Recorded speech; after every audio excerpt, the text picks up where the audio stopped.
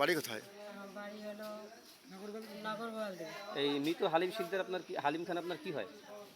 আমার দেবর, দেবর আমার হয়। ছোট দেবর, ওকে আমি ভাইয়ের মতোই ভালোবাসি। তো এই ঘটনা সম্পর্কে আপনি কি জানেন? এই ঘটনা সম্পর্কে আসলে ও মানে এটা দ্বিতীয় বিবাহ।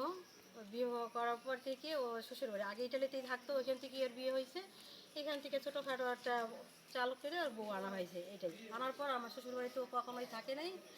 আর দুটো ছেলে মেয়ে ও কখনোই তাদের দেখেও নাই, মানে তাদের পরিচয়ও দেয় নাই, বাবারে দিয়ে খাওয়াইতেও দেয় না, রাখছে এই অবস্থা। আর যত টাকা পাঠাইতো সবার কাছে পাঠাইতো, কার কাছে পাঠাইতো? দূর করে মানে সম্পদের লোভই ওরা মানে সম্পদ লিখে দাও, এটাই। আর মৃত্যুর মেন কারণ হলো সম্পদ, টাকা তো জানে নিচে।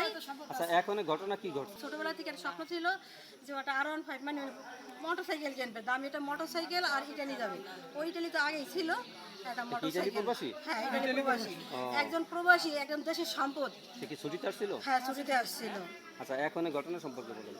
এখন ও আসার পরে ওই মোটরসাইকেলও কিনছে। ও এখন জানতে পারে যে মোটরসাইকেলটা ওর নামে না, ওর শালার নামে গেছে। টাকা পয়সা কিন্তু ও জানতো যে আমার নামে। এই একটা বড় ধাক্কা। আর দ্বিতীয় কারণ ওরে হাত পা বাইনা মারছে, এগুলো আমরা আগে থেকে শুনছি, কিন্তু সঠিক প্রমাণ ও মুখ খোলে নাই কখনো ভয়ে।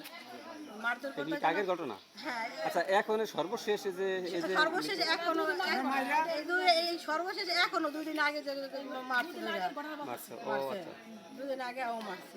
তারপরে আজকে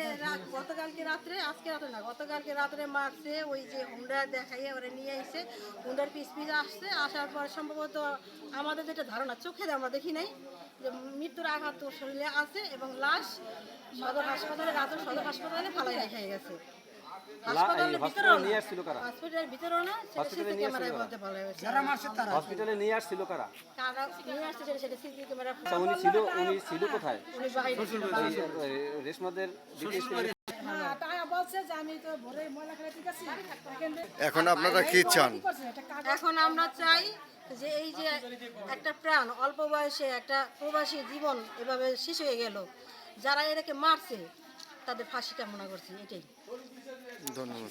অর্থ সম্পদ, আর মানে তার বাবার রাখা যে সম্পদ, এই সম্পদ থেকে তার সন্তানরা যাতে বঞ্চিত না হয়, এই সম্পদ যাতে অন্য কারো হাতে না যায়, যেই সম্পদের কারণে তো তার মৃত্যু হয়েছে, এই সম্পদ থেকে তার সন্তানরা যেন বঞ্চিত না হয়।